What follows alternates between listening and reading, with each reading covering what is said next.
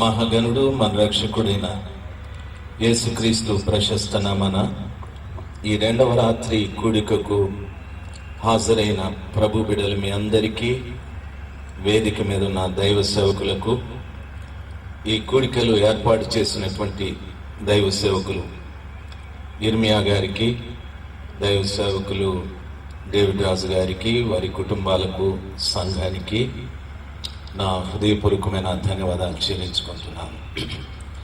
మీలో చాలామంది కూడికల నిమిత్తమై ఉపవాసాలు ఉన్నారు, ప్రార్థనలు చేశారు. అనేక సంఘాలు, సంఘ కాపర్లు కూడా ప్రార్థన చేశారు. వాళ్ళందరికీ హృదయపూర్వకంగా ధన్యవాదాలు చెల్లించుకుంటున్నాను. దేవుని వాక్యాన్ని మీరు వెనుక మునుపు మరలా నా ప్రత్యేకమైన మనవి, మీలో చాలామంది కూడికకు వచ్చారు, అయితే అక్కడక్కడ నిలబడి ఏదో అనవసరమైన మాటలు మాట్లాడుకుంటూ ఉన్నారు. నా మనవి, దయచేసి ఎక్కడో ఒక దగ్గర జాగ్రత్తగా కూర్చొని దేవుని మాటలు వినాలని ప్రేమపూర్వకంగా మీకు మనవి చేస్తున్నాను. దయచేసి ఈ విషయంలో మీరు సహకరించడం మీకు ఆశీర్వాదకరం. దేవుడు మిమ్మల్ని దీవించుగాక. క్రిందటి రాత్రిలాగా ఈ రాత్రి కూడా అందరం లేచి నిలబడి ఆ కృపగల దేవుని మనం గౌరవిస్తూ ఆయన మనం వేడుకుందాం. యేసయ్యా నాతో మాట్లాడమని. మహిమగల దేవుడు మనతో మాట్లాడే దేవుడు. ఆయన ఎవరు అని అడిగితే రక్షించ నేరకముండునట్లు ఆయన హస్తము కొరచ కాలేదని, నశించిపోతున్న మన విషయమై దినమెల్లా తన చేతులు మన వైపు చాపి ఆయన మన కొరకు కనిపెడుతున్న దేవుడు. ప్రతివారు ఆయన వైపు చేతులెత్తి మొరపెడదాము. తండ్రి, నాతో మాట్లాడండి, నా ఆత్మీయ జీవితాన్ని గురించి మాట్లాడండి, నా కుటుంబాన్ని గురించి మాట్లాడండి, నా ఆర్థిక ఇబ్బందులను గురించి మాట్లాడండి, నా కుటుంబంలో ఉన్న అలజడులు, నా కుటుంబంలో ఉన్న అనైక్యత, నా ఉద్యోగంలో ఉన్న ఇబ్బందికరమైన పరిస్థితులు దయచేసి మాట్లాడండి. ఈ రాత్రి మీ మాటలు వినటానికి వచ్చాను తండ్రి, మనుషుల మాటలు వినటానికి కాదు. దయచేసి నాతో మాట్లాడమని ప్రతి వారు నోరు తెరిచి మొరపెడదాం. నా యేసుక్రీస్తు ప్రభువా, ఆయనే సజీవుడు, సర్వశక్తిమంతుడని, ఆయనే మనకు ఆశ్రయమని, ఆయనే మనకు దుర్గమని, ఆయనే మనకు ప్రాకారం గల ఇల్లై ఉన్నాడని, ఆయనే మనకు రక్షణ శృంగం, ఆయనే మన కేడుమై ఉన్నాడు. నోరు తెరిచి అడుగుతాయి. ఆయనే జీవమును పునరుత్థానమునై ఉన్నాడు. దయచేసి నోరు తెరిచి ప్రార్థించుతాడు. యేసయ్యా నాతో మాట్లాడమని ప్రతి వారు కూడా అద్భుతాలు చేసే దేవుని సముఖంలో మనం వచ్చారు. ప్రతి వారు నోరు విప్పి మొరపెడదాం. యేసయ్యా నాతో మాట్లాడండి, నాతో మాట్లాడండి తండ్రి. హల్లెలూయా. పునరుత్థానుడా నిన్నే ఆరాధింతును,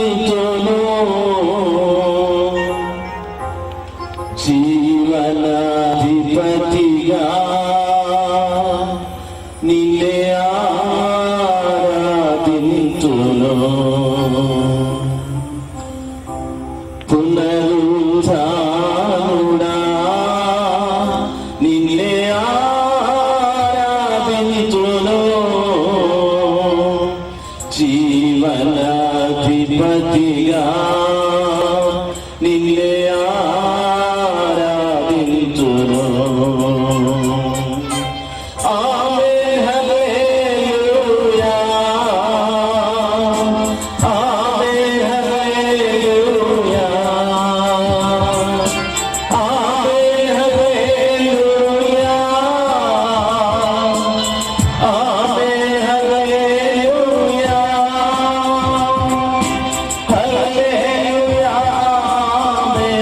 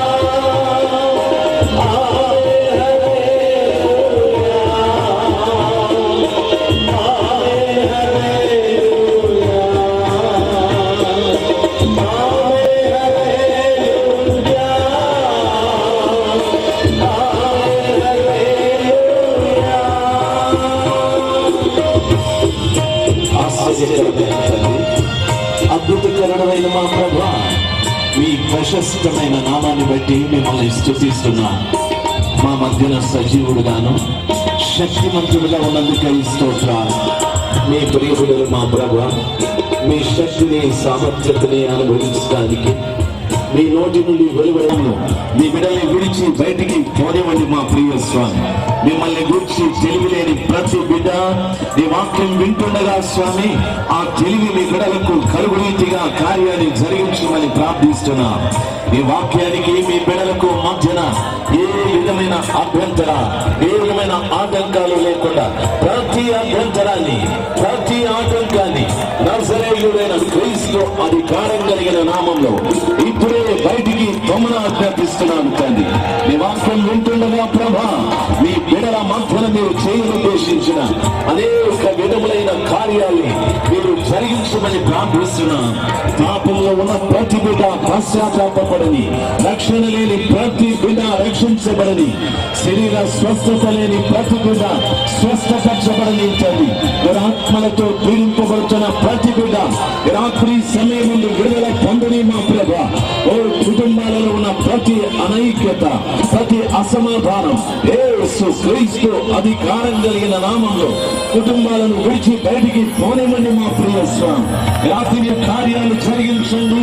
ఈ వాక్యం వింటుండగా మీ బిడ్డలు పోగొట్టుకున్న రక్షణ, మీ బిడ్డలు పోగొట్టుకున్న ఆత్మ, మీ బిడ్డలు పోగొట్టుకున్న వరములు, మీ బిడ్డలు పోగొట్టుకున్న ఫలం, మీ బిడ్డలు పోగొట్టుకున్న ఆర్థిక స్థితి యేసు క్రీస్తు అధికారం కలిగిన నామంలో వారు వింటూ ఉండగా వాటిని పొందుకోవటానికి మీరు కార్యాలు జరిగించమని ప్రార్థిస్తున్నాను. శత్రు సంబంధమైన ప్రతి క్రియని యేసు క్రీస్తు అధికారం కలిగిన నామంలో ఈ ప్రాంగణాన్ని వదిలి బయటికి గమనార్థిస్తున్నాను తండ్రి. మీరే కార్యం వెంబడి కార్యం జరిగించండి. ఈ మహత్తరమైన కార్యాలు మీ బిడ్డలు చూడని, మీ బిడ్డలు అనుభవించని తండ్రి. మీకే మహిమ యేసయ్యా, మీకే మహిమ యేసయ్యా, మీకే మహిమ యేసయ్యా. మీ నామమే మహిమపరచబడని మా కొరకు తిరిగి రానయ్యున్న యేసు క్రీస్తు ప్రశస్త నామమున ప్రార్థించి వేడుకుంటున్నాను పరమ తండ్రి. ఆమేన్, ఆమేన్. దయచేసి కూర్చున్నాం. ఆమేన్, హల్లెలూయా.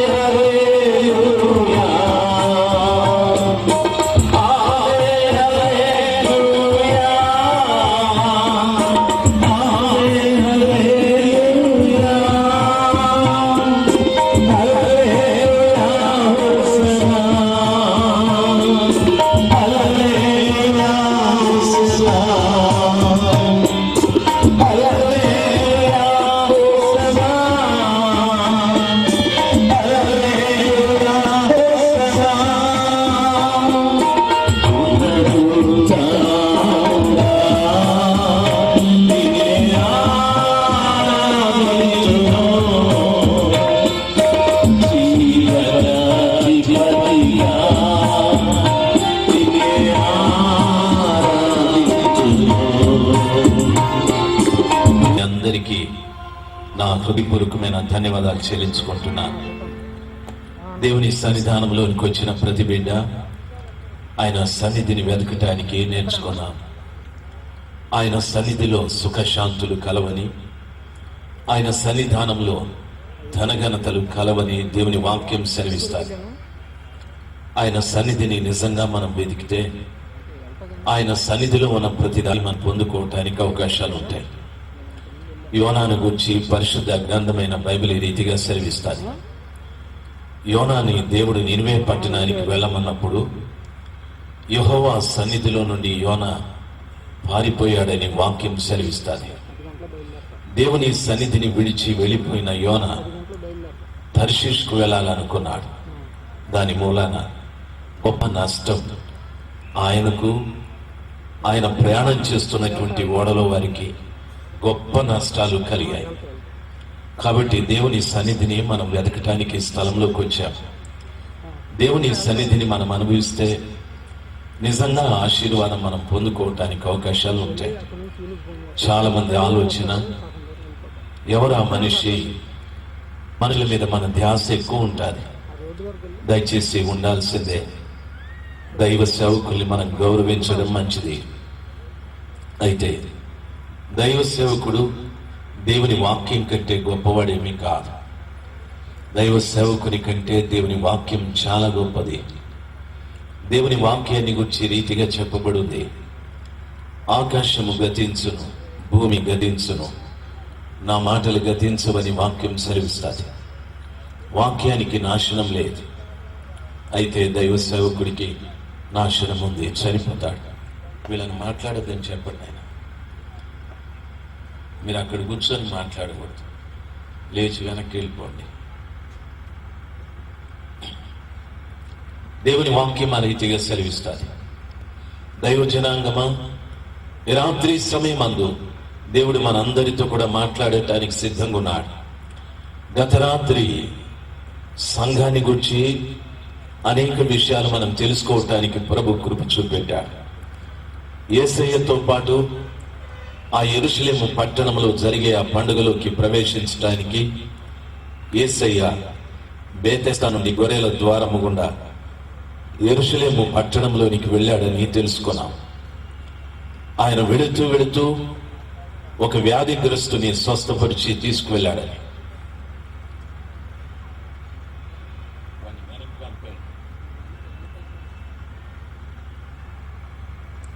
వాక్యం ఆ రీతిగా సెలవిస్తుంది. చెప్పారు గత రాత్రి ఎన్నో విషయాలు పరిశుద్ధాత్మ దేవుడు మనకు బోధించాడు. అనేక మంది పరిశుద్ధాత్మను గురించిన అవగాహన లేక ఆత్మ లేదని వారు, భాషలు లేదనేవారు, భాషల అర్థాలు లేవనేవారు, ప్రవచనాలు లేవనేవారు, వరములు లేవనేవారు ఎందరో ఉన్నారు. ఆ రీతిగా మాట్లాడడం మంచిదే. ఒకదాన్ని గురించి, ఒక అంశాన్ని గురించి తర్జన భర్జన ప్రారంభమైతే ఆ అంశం ఉంది అని దాని అర్థం. వెలుగు లేదు అని ప్రశ్న ప్రారంభమైతే అది ఉంది కాబట్టి ఆ ప్రశ్న వచ్చాది. ఆత్మ లేదు అనే ప్రశ్న ప్రారంభమైతే అది ఉంది కాబట్టి ఆ ప్రశ్న ప్రారంభమయ్యాది. లేని దాని గురించి ఎవడు ప్రశ్నించడు, లేని దానిని గురించి ఎవరు వాదించే ప్రసక్తి లేదు. ఆత్మ ఉంది. ఈ రాత్రి కూడా పరిశుద్ధ ఆత్మదేవుడు కొన్ని సమాచారాలు మనకు బోధించని పరిశుద్ధ గ్రంథమైన బైబిల్లో యెహెజ్కేలు గ్రంథం 47వ అధ్యాయం 1వ వచనం నుండి 5వ వచనం వరకు ఉన్న విషయాలు ఈ రాత్రి సమయమందు ఆ కృపగల దేవుడు మనకు బోధించని జాగ్రత్తగా ఎక్కడో ఒక దగ్గర కూర్చొని దేవుని వాక్యం వినాలని నమ్మి, గత రాత్రి ఆ పరిశుద్ధ ఆత్మ దేవుడు తన ఆత్మ వర్షాన్ని మన మీద కుమ్మరించి మనల్ని ఆయనకు యోగ్యమైన వ్యక్తునిగా చేశాడు. ఈ రాత్రి సమయమందు పరిశుద్ధాత్మ మరీ బలముగా మన మధ్యన పనిచేయనివ్వండి. ఆయన కృప సమృద్ధిగా ప్రతి వారి మీద కుమ్మరించబడనివ్వండి. దేవుని సముఖంలో దేవుడు మనకిచ్చే వాటి నిమిత్తం ఆశగా ఎదురు చూడాలని ప్రేమపూర్వకంగా మీకు మనవి చేస్తూ ఉన్నాను. యెహెజ్కేలు అనేటటువంటి మాటకు యెహోవా చేత బలపరచబడిన వాడు అని అర్థం. పరిశుద్ధ గ్రంథమైన బైబిల్లో ప్రవక్తలు ఉన్నారు. పెద్ద ప్రవక్తలు ఉన్నారు, చిన్న ప్రవక్తలు కూడా ఉన్నారు. వారు చిన్నవారైనా పెద్దవారైనా ప్రవక్తే. ఆ దినములలో ఇజ్రాయేలీల ప్రజల మధ్యన దేవుని పక్షంగా ప్రవక్తలు పనిచేస్తూ వచ్చారు. ఆ దినమున ప్రవక్తలు ప్రజలకు దేవుని వర్తమానాన్ని చెప్పేటప్పుడు ఎప్పుడు కూడా వారి సొంత ఆలోచనలు కానీ, సొంత అభిప్రాయాలు కానీ, సొంత ఉద్దేశాలు కానీ, సొంత జ్ఞానము కానీ ఏవి ప్రజలకు చెప్పేవారు కాదు. ఏ ప్రజలకు తాము ప్రవక్తలో ఆ ప్రజల నిమిత్తమై వారి దేవుడైన యెహోవా ఎదుట కన్నీళ్లతో వారు ప్రార్థన చేసేవారు. పరిశుద్ధ గ్రంథమైన బైబిల్ రీతిగా సెలవిస్తారు. ప్రవక్త అయిన యిర్మీయా, నా జనులు హతమైపోచుండుట చూచి నా కన్నును కన్నీటి ఓటగాను, నా శిరస్సును జలమయముగా చేసుకున్నాను అని యిర్మీయా ప్రవక్త చెప్తాడు. అనగా దాని అర్థము, నశించిపోతున్న ప్రజల నిమిత్తమై ప్రవక్త యెహోవా దేవుని సన్నిధానంలో కన్నీరు కార్చి ప్రార్థించేవాడు. ఏమిటి అని అడిగితే, ఆ ప్రజలకు ఏ సందేశము చెప్పాలనో, ఆ ప్రజలకు ఏ వర్తమానాన్ని చెప్పాలనో ఆ సందేశం కొరకు ప్రవక్తలు యెహోవా ఎదుట ఏడ్చేవారు. వారు ఏడవగా యెహోవా వాక్కు వారికి ప్రత్యక్షమై సెలవిచ్చిన సమాచారాన్ని ప్రవక్తలు తీసుకువెళ్లి ప్రజలకు చెప్పేవారు. ఇశ్రాయేలీయులారా, యెహోవా వాక్కు సెలవిచ్చినదేమనగా అని వాళ్ళు ప్రకటన చేసేవారు. ఇశ్రాయేలీయులారా, నేను చెప్పునదేమనగా అని మాట్లాడువారు కాదు. దేవుడు వారికి ఏ సమాచారము చెప్పమన్నాడు ఆ సమాచారం మాత్రమే ప్రజలకు వారు తెలియజెప్తూ వచ్చారు. ఆ కారణాన ప్రవక్తలంటే ప్రజలు భయపడేవారు. ప్రవక్తలంటే రాజులు కూడా భయపడేవారు. ప్రవక్త పట్టణంలోనికి వస్తున్నాడంటే రాజులు ఈ రీతిగా ఆయనకు సందేశాన్ని పంపేవారు. ప్రవక్త సమాధానముగా పట్టణంలోనికి వస్తున్నాడా అని వాళ్ళు తెలుసుకునేవారు. ఆ రీతిగా ప్రవక్తలు చూసి ప్రజలైనా ప్రభువులైనా భయపడటానికి గల కారణం దేవుని వర్తమానం ఉన్నది ఉన్నట్టుగా వారు చెప్పడం వల్ల. ఆ దినమున ప్రజలకు ప్రభువుకి మధ్యన ప్రవక్తలుండి పనిచేస్తూ వచ్చారు. ఈ దినాన ప్రజలకు ప్రభువుకి మధ్యన అనేక మంది దైవ సేవకులు ఉన్నారు. ప్రతి దైవ సేవకుడు కూడా ఆ ప్రవక్తలకు సాదృశ్యమై ఉన్నారు. ప్రతి దైవ సేవకులే దేవుడే ఒక వ్యక్తి పాపాన్ని క్షమించగలరు. దేవుడే ఒక వ్యక్తికి పరిపూర్ణమైన విమోచన ప్రసాదించగలరు.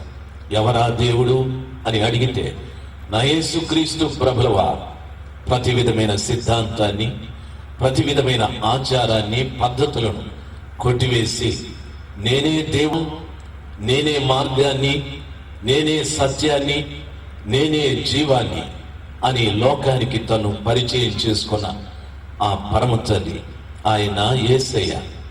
దైవజనాంగమా, ఈ రాత్రి కూడా ప్రభు మనకు కొన్ని సత్యాలు ఈ గ్రంథంలో నుండి బోధించని. యెహెజ్కేలు అనేటటువంటి మాటకు యెహోవా చేత బలపరచబడిన వాడు అని అర్థం.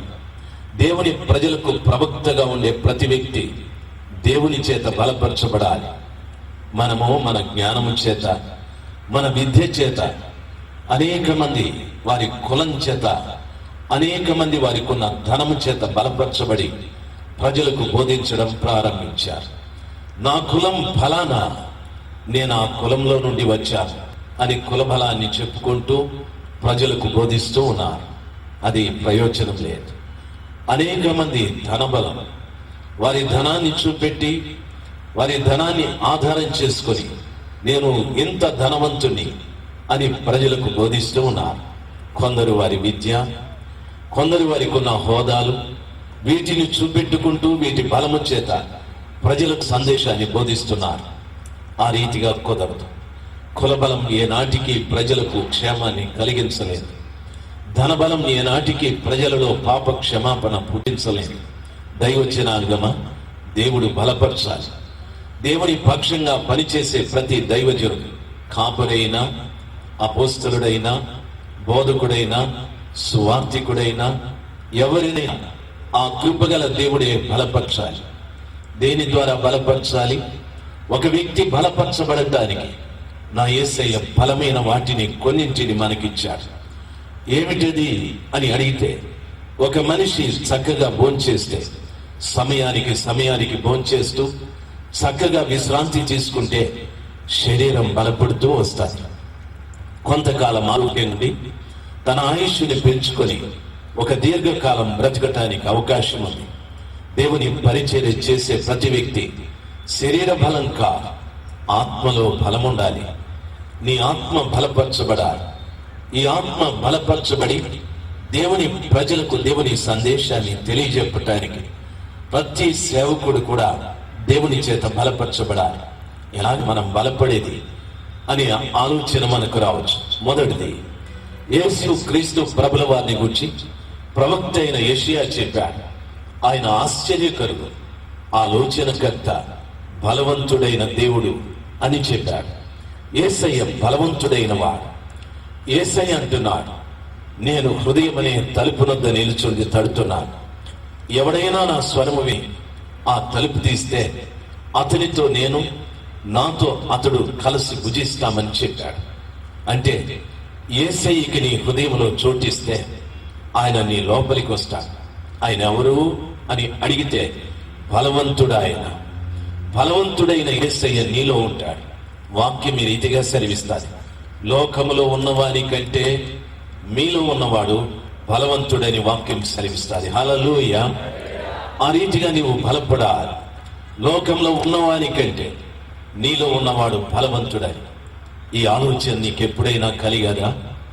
యేసయ్య ద్వారా నీవు బలపడాలి అంటే ఆ కృపగల దేవుడు నీలో ఉండాలి. రెండవది, హెబ్రీ పత్రిక ఈ రీతిగా సెలవిస్తాది. 4వ అధ్యాయం 12వ వచనంలో చెప్పబడిన మాట, దేవుని వాక్యము సజీవమైనది, బలము కలిగినది, అది రెండంచులు వాడి అయిన పదునైన ఖడ్గం, అది ప్రాణాత్మలను, కీళ్లను, మూలుగులను, హృదయ తలంపులను పరిశోధించుచు అది లోపలికి వెళతాది అని వాక్యం సెలవిస్తాది. దేవుని వాక్యాన్ని గురించి పరిచయం చేసేటప్పుడు బలమైనది, ప్రాణమున్నది అని చెప్పాడు. అది ప్రాణాత్మలను విడదీస్తాది. రెండవది, కీళ్లను, మూలుగులను విడదీస్తాది. మూడవది, హృదయ తలంపులను పరిశోధించుకుంటూ వెళతాది. దాని అర్థం ఏమిటో తెలుసా? శరీరంలో ఉన్న ప్రతి అవయవంలోనికి ఆ వాక్యము తిరుగుతుంది అని దాని అర్థం. నీ శరీరం అంతా కూడా వాక్యం, రక్తము తిరిగిన రీతికి శరీరం అంతా వాక్యం తిరుగుతుంది అని దాని అర్థం. నీ కంటిలో, నీ చెవిలో, నీ పెదవిలో, నీ నోటిలో, నీ గుండె, నీ ఊపిరితిత్తులు, అరికాలు మొదలుకొని నడినెత్తి వరకు వాక్యం అనే బలం నీ లోపల సంచరిస్తూ ఉంటుంది. దేవుని వాక్యం ఆ రీతిగా సెలవిస్తాది. దైవ జనాంగమా, రెండవది, వాక్యము ద్వారా నీవు బలపరచబడతావు. మూడవది, నా యేసయ్య చెప్పిన మాట, యెరూషలేముకు వెళ్ళి కనిపెట్టండి, పరిశుద్ధాత్మ నేను పంపుతా. పరిశుద్ధాత్మ మీ మీదికి వచ్చినప్పుడు మీరు శక్తి పొందుకుంటారు. శక్తి పొందుకున్న తరువాత యెరూషలేము, యూదయ, సమరయ, భూదిగంతముల వరకు నాకు సాక్షులై ఉంటారని చెప్పారు. దైవ జనాంగమా, నీ హృదయంలో బలవంతుడైన యేసయ్య, నీ శరీరంలో బలమైనటువంటి వాక్యం, శరీరమంతా బలమైన వాక్యం, నీ పైన పరిశుద్ధాత్మ ద్వారా శక్తి, ఈ లోకమంతా సాక్షిగా యేసు ప్రభుల వారి కొరకు నిలబడటానికి, యేసే దేవుడని ధైర్యంగా ప్రకటించడానికి ఆ శక్తిని పరిశుద్ధాత్మని అనుగ్రహిస్తాదని ప్రభు చెప్పాడు. దైవజనుడా, క్రైస్తవుడా, ఈ రీతిగా నీవు బలపరచబడాలి. దేవుని వాక్యం ఆ రీతిగా సెలవిస్తారు. ప్రవక్త అయిన యెహెజ్కేలు అనగా యెహోవా చేత బలపరచబడిన వాడు. నిన్నెవరు బలపరిచారు? దేవుని పరిచర్య చేయటానికి నిన్నెవరు బలపరిచారు? యేసయ్యను గురించి సాక్ష్యం లోకంలో చెప్పటానికి నిన్నెవరు బలపరిచారు? నేను యేసు క్రీస్తు పరిచర్య చేస్తున్నాను అని చెప్పటానికి మనులా, లేక ధనమా, లేక నీ కులమా, లేక నీ మతమా? ఏది నేను బలపరిచారు? నీ విద్య, లేక నీ ఉద్యోగమా? ఏది నేను బలపరిచారు? వాటి బలం ఏమాత్రము నీ లోపల శక్తినివ్వలేదు. ఆ బలము చేత లోకంలో ఉన్న వ్యక్తులను ఏమాత్రము పాప భీతికి, దైవ భీతి దగ్గరికి నడిపించలేదు. దేవుని చేత బలపరచబడిన వాడే ఆ కార్యాన్ని చేయగలరు. నా మాటలు అర్థమైన వారు ఒక్కసారి హల్లెలూయా చెప్దాం. హల్లెలూయా, హల్లెలూయా. దేవుని వాక్యం ఈ రీతిగా సెలవిస్తారు. ప్రవక్త అయిన యెహెజ్కేలుకు ఎన్నో దర్శనాలు కనిపించాయి. ఆయన చూసిన దర్శనాలలో ఇది కూడా ఓ చక్కటి దర్శనం. వాక్యం ఈ రీతిగా సెలవిస్తారు. యెహెజ్కేలు 47వ అధ్యాయం. అతడు మందిరపు గుమ్మమునకు నన్ను తోడుకొని వచ్చెను. మందిరము తూర్పు ముఖముగా ఉండెను. నేను చూడగా మందిరపు గడప క్రింద నుండి నీళ్లు ఉబికి తూర్పుగా పారుచుండెను. దేవుని వాక్యం ఆ రీతిగా సెలవిస్తారు. ఆ నీళ్లు బలిపీఠమునకు దక్షిణముగా మందిరము కుడి ప్రక్కన క్రింద నుండి పారుచుండెను. మొదటి వచనం చదివి మీకు వినిపించాను, దయచేసి గమనించాలి. వాక్యములు చెప్పబడిన మాట, అతడు మందిరపు గుమ్మమునకు నన్ను తోడుకొని వచ్చాను. ప్రవక్త అయినటువంటి యెహెజ్కేలుని దర్శనంలో ఈ రీతిగా చెప్తున్నాడు. అతడు నన్ను మందిరపు గుమ్మము దగ్గరికి తీసుకుని వచ్చాడని. దైవజనాంగమా, మనం ఎవరు దేవుడి దగ్గరికి రాలేదు. నీకెప్పుడు దేవుడు కావాలనే ఆలోచన కూడా కలగలేదు. వాక్యం ఈ రీతిగా సెలవిస్తారు. మనం ఆయనను వెదకని దినములలో ఆయనే మనల్ని వెదికాడు. మనం ఆయన్ను ప్రేమించని దినాలలో ఆయనే మనల్ని ప్రేమించాడు. మనం ఆయన కావాలి అని కోరుకొనని దినాలను ఆయనే నిన్ను కోరుకున్నాడు. దేవుణ్ణి నీవు కలిగి ఉండటానికి, లేక దేవుణ్ణి నీవు సంపాదించుకోవటానికి స్వతహాను చేసిన ప్రయత్నం ఏమీ లేదు. యోహాను సువార్తల వాక్యం ఈ రీతిగా సెలవిస్తారు. నా తండ్రి వారిని ఆకర్షించితేనే తప్ప ఎవడో నా యొద్దకు రాలేడు అని వాక్యం సెలవిస్తారు. ఈ రాత్రి సమయమంది స్థలంలోనికి వచ్చిన ప్రతి బిడ్డని ఆ కృపగల దేవుడే ఆకర్షించాడు. ఆ తండ్రి తన కుమారుడైన క్రీస్తు ప్రభు దగ్గరికి ఆకర్షించాడు. ఆయన ఆకర్షిస్తేనే మనం వచ్చాం. యెహెజ్కేలు ప్రవక్త కూడా ఆ మాటే చెప్తున్నాడు. అతడు నన్ను మందిరపు గుమ్మము దగ్గరికి తోడుకొని వచ్చాను. దేవుడే మనల్ని తీసుకొని వచ్చాడు. దేవుడే మనల్ని ఆకర్షించాడు. దైవజనాంగమా, ఆ రీతిగా జరిగిన తర్వాత రెండవ మాట ఏమంటున్నాడు తెలుసా? వాక్యం ఈ రీతిగా చెప్పబడి ఉంది. మందిరము తూర్పు ముఖముగా ఉండెను అని చెప్పాడు. అతని యెహెజ్కేలు ప్రవక్తని ఏ మందిరము దగ్గరికి తీసుకుని వచ్చాడో ఆ మందిరము ముఖద్వారం తూర్పు ముఖంగా ఉంది అని చెప్పాడు. దయచేసి గమనించాలి. ఈ రోజుల్లో చాలా మంది మందిరాలు కడుతూ ఉంటారు. మందిరాలు కట్టేటప్పుడు ఆ మందిరాలు ఆ ముఖద్వారం ఏ వైపుగా ఉండాలి అని కాస్త పెద్దవాళ్లను చిన్నవాళ్లను అడిగి ఆ దిక్కుగా పెడతారు. దయచేసి వినాలి. ఏ దిక్కైనా పెట్టండి. మందిరము ముఖద్వారం ఏ దిక్కులో ఉన్నా ఇబ్బంది ఏమీ లేదు. ఈ స్థలంలో చెప్పబడిన మాట యెహెజ్కేలు ప్రవక్త అంటున్నాడు. మందిరము యొక్క ముఖద్వారం తూర్పు దిక్కుగా ఉంది అని చెప్పాడు. దాని అర్థం ఏమిటండి? ఎందుకు ఆ విషయాన్ని మనకి చెప్పాలి? పరిశుద్ధ గ్రంథమైన బైబిల్లో తూర్పు అనేటటువంటి దానికి చాలా ప్రాముఖ్యమైనటువంటి సమాచారాలు ఉన్నాయి. యెహెజ్కేలు ఈ స్థలంలో చెప్పబడిన మాట ప్రకారముగా ప్రతి మందిరపు ముఖద్వారం తూర్పు దిక్కుగా ఉండడం చాలా మంచిది. అలాగనే మన మందిరాలకు ఉన్నటువంటి ఆ ముఖద్వారాల ఆ దిక్కుల ప్రక్కన మూత వేసి తూర్పు దిక్కుగా మనం పెట్టాలని, తూర్పు అనుభవాలు దానికి ఉండాలని, ఆ మందిరానికి తూర్పు అనుభవాలు ఉండాలి. మొట్టమొదటిది వాక్యంలో చదువుకున్నట్లయితే ఆదికాండంలో చెప్పబడిన మాట, తూర్పున ఏదెనులో దేవుడు ఒక తోటను కలగజేశాడని వాక్యం సెలవిస్తారు. ఆ తోట పేరు ఏదెనులో ఉంది కాబట్టి దాన్ని ఏదెను తోట అని మనము ఉచ్చరిస్తూ ఉంటాం. అయితే అది తూర్పున వేయబడిన తోట.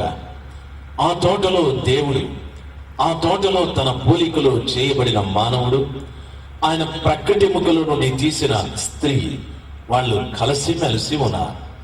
ఆ తోటలో ఉన్న ఇద్దరు కూడా ఆ కృపగల దేవునితో చక్కటి సహవాసాన్ని కలిగి ఉన్నారు. నేను ఎందుకు ఈ విషయాన్ని చెప్తున్నానో తెలుసా? మన మందిరం ద్వారము తూర్పు దిక్కుగా ఉండాలి అంటే దాని అర్థం ఏదెనులో ఉన్న తోట అనుభవం మన మందిరంలో ఉండాలి. మందిరానికి వెళ్ళే ప్రతి బిడ్డ ఏదెనులో ఆదాము హవ్వమ్మ వారిని కలుగజేసిన దేవునితో ఎలాగ సహవాసం కలిగి ఉన్నారో, ఎలాగ వారితో మాట్లాడుతూ కలిసిమెలిసి ఉంటున్నారు. మందిరానికి వెళ్ళే ప్రతి బిడ్డ కూడా ఆ కృపగల దేవునితో సహవాసం కలిగి ఉండాలి. ఆ సర్వశక్తిమంతుడైన దేవునితో ప్రతిరోజు మాట్లాడే అనుభవం ఉండాలి. ప్రతిరోజు ఆయన చూసే అనుభవం ఉండాలి. దేవుని వాక్యంలో చెప్పబడిన ఈ అనుభవం నీ మందిరంలో నీ ప్రజలకు ఉందా? మందిరానికి వెళ్ళే ప్రజలమైన మనకి అనుభవం ఉందా? ఏ దేవుడు నా దేవుడని మాట్లాడుతున్నావో, ఎవరు నా పాపాలు క్షమించారని, ఎవరు నా పాపముల కొరకు కల్వరిలో ప్రాణం పెట్టాడని నీవు ప్రార్థిస్తూ ఉన్నావో, ఆ దేవునితో సహవాసం ఉందా? ఆ దేవుని ముఖ దర్శనం నీకుందా? ఆ దేవుని మాటను వింటున్నావా? ఆ దేవుని ప్రత్యక్షత నీకుందా? ఆ రీతిగా లేకపోతే నీ మందిరం యొక్క ముఖద్వారం తూర్పు దిక్కుగా లేదు అని దాని అర్థం. దేవునితో సహవాసాలు లేని ప్రతి మందిరము ముఖద్వారం కూడా తూర్పు దిక్కుగా లేదు. అదే ఆదికాండం 3వ అధ్యాయం 24వ వచనంలో చదువుకున్నట్లయితే అక్కడ ఇంకో సమాచారం రాయబడి ఉంది. ఆదాము అవ్వలు ఇద్దరిని కూడా ఏదెనులో నుండి బయటికి పంపేశారు. ఇప్పుడు ఆ తూర్పు దిక్కున కెరూబులను, జీవవృక్షముకు పోవు మార్గమున ఖడ్గజ్వాలలను దేవుడు కావలి ఉంచెను అని వాక్యం సెలవించారు. దైవ జనాంగమా, తూర్పును గురించి మరొక్క మాట చెప్పబడింది. కెరూబులు, ఖడ్గజ్వాల ఇవి అక్కడ కాపు కాస్తున్నాయి అని చెప్పబడ్డాయి. దీని అర్థం ఏమిటండి? శరాపులు ఉన్నాయి. అవి సర్వశక్తిమంతుడైన దేవుని ఎదుట నిలబడి 2 రెక్కలతో తమ ముఖాలు కప్పుకొని, 2 రెక్కలతో తమ పాదములను కప్పుకొని, 2 రెక్కలతో ఎగురుతూ దేవుడు పరిశుద్ధుడు పరిశుద్ధుడని గానప్రతిగానాలు చేస్తూ ఉన్నాయి. మరి కెరూబులు అని అడిగితే నా దేవుడైన యెహోవాకు అవి వాహనములై ఉన్నాయి. ఆ కెరూబులు నిజంగా సర్వశక్తిమంతుడైన దేవుని యొక్క మహిమను కప్పేవి, ఆయనకు వాహనాలు అయి ఉన్నాయి. దైవ జనాంగమా, ఆ జీవవృక్ష ఫలమునకు వెళ్ళు ఆ మార్గములో ఖడ్గజ్వాలలు కూడా కాపలా ఉన్నాయి. ఖడ్గజ్వాల అంటే అర్థమేమిటి అనే ఆలోచన మీకు రావచ్చు. దాన్ని విడదీసి చెప్పండి. ఖడ్గము ప్లస్ జ్వాల, ఈ రెండింటిని కలిపితే ఖడ్గజ్వాల అని అంటారు. జ్వాల అనగా పెద్ద మండే మంటల్ని జ్వాలలు అని అంటారు. ఖడ్గం అంటే మీకు బాగా తెలుసు. ఇంతకు మునిపే మీకు చెప్పారు, దేవుని వాక్యము సజీవమైనది, బలము కలిగినది, అది 2 అంచులు పదునైన ఖడ్గము అని చెప్పారు. ఇప్పుడు ఏదెనులో నుండి బయటికి పంపబడిన ఆదాము హవ్వమ్మ ఎక్కడ దొంగచాటుగా ఆ ఏదెను తోటలో ఉన్న జీవవృక్ష ఫలములను భుజించి వారు మరణం పొందకుండా నిత్యము జీవిస్తారు అనే ఆలోచనతో ఆ కృప కలిగిన దేవుడు ఖడ్గజ్వాలను కాపలాగా పెట్టాడు. ఖడ్గమనగా వాక్యము అని అర్థం. జీవవృక్ష ఫలమును తింటే ఆ వ్యక్తికి మరణం లేదు, ఎప్పుడూ జీవిస్తాడు అనగా దాని అర్థం. ఏదా జీవవృక్ష ఫలం, లేక ఎవరా జీవవృక్ష ఫలం అంటే నా యేసు ప్రభుల వారి. ఆయన ఈ రీతిగా చెప్పాడు, నేనే జీవమును, నేనే పునరుత్థానమునై ఉన్నాను. నా యందు విశ్వాసం ఉంచువాడు నిత్య జీవము కలవాడు, వాడు చనిపోయినను మరలా బ్రతుకును అని చెప్పాడు. మానవుడు పాపం చేసి ఆదాము ఆ రోజున జీవవృక్ష ఫలమును పోగొట్టుకున్నాడు. మనం పాపం చేసి జీవవృక్ష ఫలమునకు సాదృశ్యంగా ఉన్న యేసయ్యని పోగొట్టుకున్నాం. యేసయ్యని మనము తిరిగి సంపాదించుకోవాలంటే ఆ మార్గంలో కావలి కాస్తున్న ఖడ్గాన్ని మనం సంపాదించుకోవాలి. ఖడ్గము అంటే దేవుని వాక్యమని చెప్పారు. ఆ వాక్యానికి విధేయత చూపెడితే, వాక్యానికి విధేయత చూపెట్టి వాక్యానుసారంగా జీవిస్తే, పాపం చేసి నీవు పోగొట్టుకున్న జీవవృక్ష ఫలమైన యేసయ్యని తిరిగి పొందుకోవటానికి, యేసయ్యని భుజించి నిత్యము జీవించడానికి ప్రభువు కృప దయచేస్తాడు. రెండవది జ్వాల అని చెప్పాడు. జ్వాల అనగా ఓ పెద్ద మంట అని అర్థం, ఓ భయంకరమైన అగ్ని జ్వాల. ఏమిటి జ్వాల అని అడిగితే వాక్యం రీతిగా సెలవిస్తారు. యెరూషలేములో మేడగది మీద 120 మంది శిష్యులతో పాటు కలిసి ప్రార్థన చేస్తున్నారు. వారు కూడి ఉన్న మేడగది మీద 10వ రోజున ఓ బలమైన గాలి వీచాలి. ఆ తరువాత పరిశుద్ధాత్మ అగ్ని నాలుకలుగా, అగ్ని జ్వాలలుగా వారి మీదికి దిగినదని వాక్యం సెలవిస్తాది. ఆ జ్వాల అనగా పరిశుద్ధాత్మ దేవుడని అర్థం. ఆ జీవవృక్ష ఫలమును తినగోరే ప్రతి ఒక్క వ్యక్తి కూడా వాక్యము, పరిశుద్ధాత్మ ఇద్దరు కాపు కాస్తూ ఉన్నారు. ఈ ఇద్దరికి ఎవరు విధేయత చూపెడతారో, ఈ ఇద్దరికి ఎవరు లోబడతారో, ఆ ఇద్దరికి లోబడిన వారికి లోపలున్న జీవవృక్ష ఫలమును భుజించడానికి, లోపలున్న యేసయ్యని సంపాదించుకోవడానికి, దూరమైన యేసయ్యని తిరిగి పొందుకోవటానికి నా యేసయ్య కృప చూపెడతాడు. ఈ ఇద్దరికి ఎవరు లోబడతారో, పాపము చేత మరణము ఆవరించబడి జీవిస్తున్నాను ఆ జనాంగం తిరిగి జీవాధిపతి అయిన క్రీస్తు ప్రభుల వారిని పొందుకోవటానికి దేవుడు కృప చూపెడతాడు. నా మాటలు అర్థమైన వారు ఒక్కసారి హల్లెలూయా చెప్దాం. హల్లెలూయా, హల్లెలూయా. దైవ జనాంగమా, వాక్యం ఈ రీతిగా సెలవిస్తారు. తూర్పు ముఖముగా ఆ మందిరము యొక్క గుమ్మమున్నదేనని నేను అడిగే ప్రశ్న, మీ మందిరములో జీవ వృక్షమునకు వెళ్ళటానికి వాక్యము, పరిశుద్ధాత్మ, ఖడ్గము, జ్వాల వీళ్ళిద్దరు కూడా ఉన్నారా? వీళ్ళిద్దరిని మీరు కలిగి ఉన్నారా? అప్పుడే క్రీస్తు అనే నిత్య జీవాన్ని మట్టుకోవటానికి అవకాశాలు ఉంటాయి. ఈ రెండు లేని దినాన ఖచ్చితంగా క్రీస్తు అనే నిత్య జీవాన్ని మనం పొందుకోలేము. వింటున్న దైవ జనాంగమా, తూర్పు ముఖముగా గుమ్మముంది అంటే దాని అర్థం ఏమిటి అనే ఆలోచన రావచ్చు. ప్రవక్త అయిన యెహెజ్కేలు 43వ అధ్యాయం వాక్యం ఈ రీతిగా సెలవిస్తుంది. మొదటి వచనంలో ఈ రీతిగా చెప్పబడ్డది. వాక్యములో చెప్పబడిన సమాచారం, ఇజ్రాయేలీయుల దేవుడైన యెహోవా తూర్పున ప్రభావముగా ఉన్నాడు. దాని కంఠస్వరము విస్తార జల ప్రవాహముల ధ్వని వలె ఉన్నది అని చెప్పాడు. ఇజ్రాయేలీయుల దేవుడు తూర్పున ప్రభావముగా ఉన్నాడు అని చెప్పారు. అనగా దాని అర్థం ఏమిటి? ఆయనను ప్రభావములకు పోల్చారు. ప్రభావం అంటే ఏమిటి? నేను వర్ణించలేను, నీవు వర్ణించలేవు. ప్రభావాన్ని గూర్చిన సమాచారం నాకంతగా తెలియదు, మీకు తెలియదు. అయితే భక్తుడైన దావీదు అంటున్నాడు, ఆయన వస్త్రమును ప్రభావముగా కప్పుకొని ఉన్నాడని. అదే నాకు అర్థం కాదు. అయితే యేసయ్య ఈ భూమి మీద సంచరించేటప్పుడు 12 సంవత్సరాల రక్తస్రావపు వ్యాధి కలిగిన స్త్రీ ఆయన వస్త్రాన్ని ముడితే చాలు నాకు స్వస్థత వస్తుందని విశ్వసించారు. ఆయన వెళుతూ ఉండగా ఆ తల్లి వెళ్ళి ఆయన వస్త్రాన్ని ముట్టారు. యేసయ్య నిలిచి రీతిగా అంటున్నాడు, నన్నెవరో ముట్టారు, నన్నెవరో తాకారు, నాలో నుండి ప్రభావము బయటికి వెళ్ళాలి అని చెప్పాడు. ప్రజలంటున్నారు, ప్రభువా, క్రిక్కిరిసి ప్రజలు నీ మీద పడుతున్నారు, నన్నెవరో తాకారని అంటున్నారే. లేదు, నన్నెవరో తాకారు, నాలో నుండి ప్రభావం వెళ్ళింది అని చెప్పారు. 12 సంవత్సరాల నుండి రక్తస్రావపు వ్యాధితో బాధపడుతున్న తల్లి ఆయన వస్త్రాన్ని ముడుతూనే ఆ వస్త్రములో ఉన్న ప్రభావము తనలోకి వెళ్ళి పరిపూర్ణంగా రక్తస్రావపు వ్యాధి కట్టబడి సంపూర్ణమైన ఆరోగ్యాన్ని సంపాదించుకున్నది. దైవజనాలమా, చరిత్రలో ఆమె రక్తస్రావపు వ్యాధి పూర్తిగా నయమైపోయారు. మరి నీకున్న రక్తస్రావపు వ్యాధి, నాకేముంది రక్తస్రావపు వ్యాధి అనే ఆలోచన మీకు రావచ్చు. దరిదాపు 2000 సంవత్సరాల క్రిందట నా యేసు క్రీస్తు ప్రభువ కపాలమని అర్థమిచ్చే గొల్గొతా కొండపైన సిల్వలో తన ప్రాణాన్ని పెట్టాడు. సిల్వలో తన ఆఖరి రక్తపు బొట్టు వరకు ఆయన రక్తాన్ని చిందించాడు. చిందించిన రక్తం, ప్రభువా నేను పాపినని పశ్చాత్తాపపడే ప్రతి వారిలోకి, ప్రతి వారి మీదికి, ప్రతి వారిలోకి పోశాడు. ఆయన పోసిన రక్తము ద్వారా మనము కడగబడి శుద్ధీకరించబడ్డాం.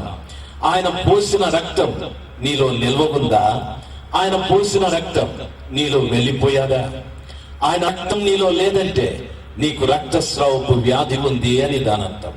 ఆయన రక్తం నీలో లేకపోతే నీవు తిరిగి పాపం చేస్తున్నావని దాని అర్థం. నీ సహోదరుని ప్రేమించలేవు, నీ పొరుగువాన్ని ప్రేమించలేవు, నీ శత్రువుని ప్రేమించలేవు. ఈ సంఘం ఆ సంఘం అనే వివాదం ఉంటుంది, ఆ పాస్టరు ఈ పాస్టరు అనే వ్యత్యాసాలు ఉంటాయి. యేసు ఒక్కడే, వాక్యం ఒక్కటే, మన కొరకు కల్వరిలో మరణించిన వాడు ఒక్కడే. అయితే సంఘాల మధ్యన విభేదాలు ఎందుకు? క్రీస్తు రక్తం నీలో లేక, నీలో రక్తస్రావం జరుగుతూ ఉంది. నీలో జరుగుతున్న రక్తస్రావం కట్టబడాలి. అందులో నీవు స్వస్థపరచబడాలంటే యేసయ్య వస్త్రాన్ని తాకాలి. ఆ ప్రభావం నీలోకి రావా. దేవుని వాక్యం సెలవిస్తారు, ఇశ్రాయేలు దేవుడైన యెహోవా తూర్పున ప్రభావముగా ఉన్నాడు. మీ సంఘంలో నా దేవుని ప్రభావం ఉంటే రక్తస్రావపు వ్యాధి కలగకుండా ప్రతి వారిలో క్రీస్తు రక్తం నిల్వ ఉంటుంది. ప్రతి వారిలో క్రీస్తు రక్తం నిల్వ ఉంటుంది. రక్తస్రావమయ్యే ప్రసక్తిలే, ఆ రక్తం నీలో నుండి బయటికి వెళ్ళే ప్రసక్తిలే. నీలో నిలకడగా స్థిరంగా ఆయన రక్తం నీలో నిలిచి ఉంటారు. నా మాటలు అర్థమైన వారు ఒక్కసారి గట్టిగా హల్లెలూయా చెప్దాం. హల్లెలూయా, హల్లెలూయా. దైవ జనాంగమా, ఈ రాత్రి సమయమందు గమనించవలసిన విషయం, తూర్పున యెహోవా ప్రభావమును నేను చూచితిని. మీ మందిరము తూర్పు దిక్కుగా ఉందా అని అడిగితే మీరేం చెప్పగలరు? మీ మందిరము యొక్క ముఖద్వారం తూర్పు దిక్కుగా ఉంటే ఖడ్గం అందులో ఉంటా, జ్వాల అందులో ఉంటా, పరిశుద్ధాత్మ దేవుని వాక్యం అందులో ఉంటారు. మీ మందిరము యొక్క ముఖద్వారము తూర్పు దిక్కుగా ఉంటే, ఏదేను తోటలో ఆదాము హవ్వమ్మ దేవునితో ఎలాగ సహవాసం కలిగి ఉన్నారో, ఎలాగ రోజు ముఖ దర్శనం చేసుకునేవారు, ఎలాగ రోజు మాట్లాడేవారు, ఆ అనుభవం ప్రతి సంఘానికి ఉంటా. నా యేసు పక్షపాతి కాదు, నా యేసు భేదాలు చూపెట్టేవాడు కాదు. ఆయన ప్రతి వారిని ప్రేమిస్తున్నదే వాక్యం ఆ రీతిగా సెలవిస్తారు. నా యేసు క్రీస్తు ప్రభువ ఈ రీతిగా చెప్తున్నాడు, మందిరం యొక్క ముఖ ద్వారము తూర్పు దిక్కుగా ఉంటే నా యేసు ప్రభుల వారి ప్రభావం ఆ సంఘంలో నిలిచి ఉంటాది. క్రీస్తు రక్తం నీలో నుండి బయటికి వెళ్ళే ప్రసక్తి లేనే లే. వాక్యం ఆ రీతిగా సెలవిస్తారు. దైవ జనాంగమా, పరిశుద్ధ గ్రంథమైన బైబిల్లో చెప్పబడిన మాట, మత్తయి సువార్తలో చెప్పబడింది, తూర్పు దేశపు జ్ఞానులు యేసు క్రీస్తు ప్రభుల వారి కొరకు లోకానికి రక్షకుడు పుడతాడని వారు వెతికారు. వారు వెతికి వారు యూదా దేశపు బెత్లెహేములో పశువుల పాకలో ఉన్న యేసు ప్రభుల వారిని కనుగొన్నారు. ఆయన ఎదుట సాష్టాంగపడ్డారు, ఆయనకు నమస్కరించారు, ఆయనకు కానుకలు అర్పించారు. నన్ను గమనించవలసిన విషయం, దీని అర్థం ఏమిటి అని మీరు అడిగితే, దైవ జనాంగమా, వారిని జ్ఞానులు అని చెప్పచ్చు.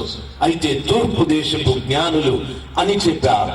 తూర్పు దేశపు జ్ఞానులు చేసిన పని ఏమిటంటే లోకానికి రక్షకుడైనటువంటి వారిని వెతుకుతూ ఉన్నారు.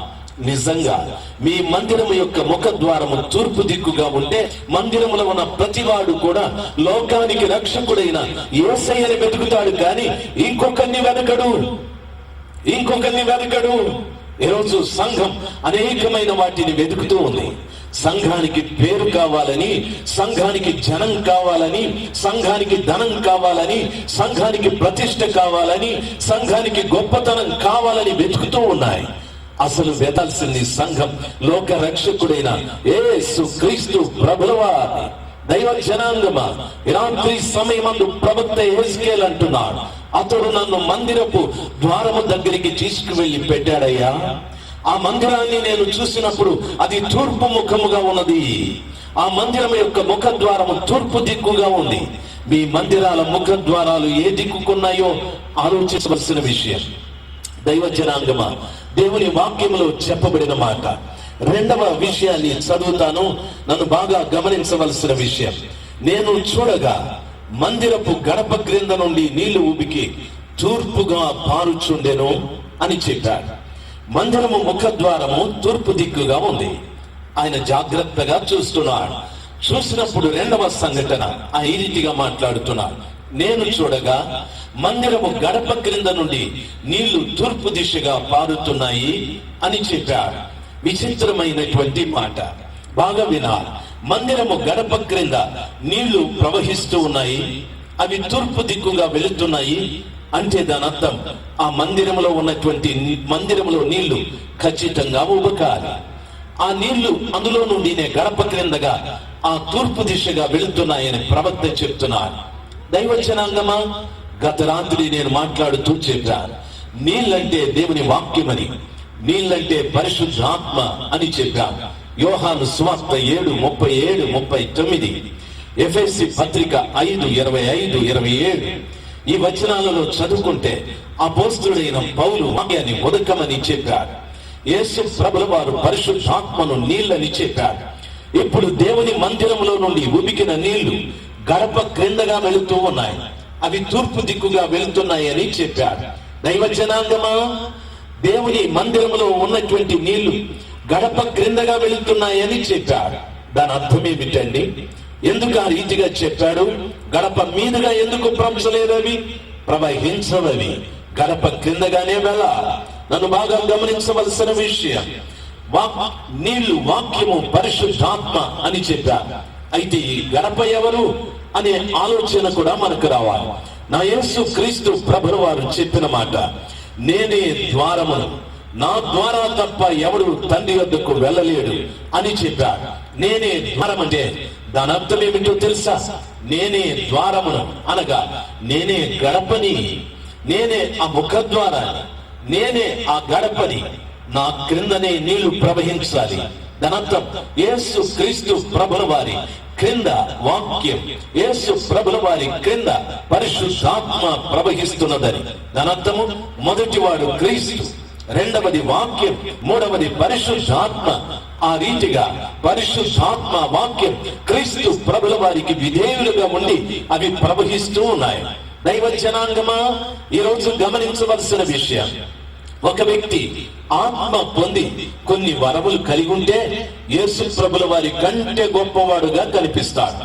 ఒక వ్యక్తి వాక్యము స్పష్టంగా బోధించగలిగితే యేసు ప్రభుల వారి కంటే గొప్పగా కనిపిస్తాడు. నన్ను బాగా గమనించాలి. గడప మీదుగా ప్రవహిస్తాడు, అది పొరపాటు. దేవుడు దేవుడే, వాక్యము వాక్యమే, పరిశుద్ధాత్మ పరిశుద్ధాత్మే, వ్యక్తి వ్యక్తే. దయచేసి వినా, వాక్యమైన పరిశుద్ధాత్మైన దేవునికి సంబంధించినవి. ఒకవేళ వాక్యము బోధించవచ్చు, ఒకవేళ నాకు వరములు ఉండొచ్చు, ఒకవేళ నాకు ప్రవచనం ఉండొచ్చు, ఒకవేళ నాకు స్వస్థత వరం ఉండొచ్చు. అయినంత మాత్రాన గడప మీదుగా ప్రవహించకూడదు, గడప మీదుగా ప్రవహించకూడదు. చాలా మంది చేస్తున్నాం పొరపాటు. చాలా మంది ఈ రీతిగా అంటున్నారు, నేను ఇంటర్నేషనల్ స్పీకర్ అంటారు.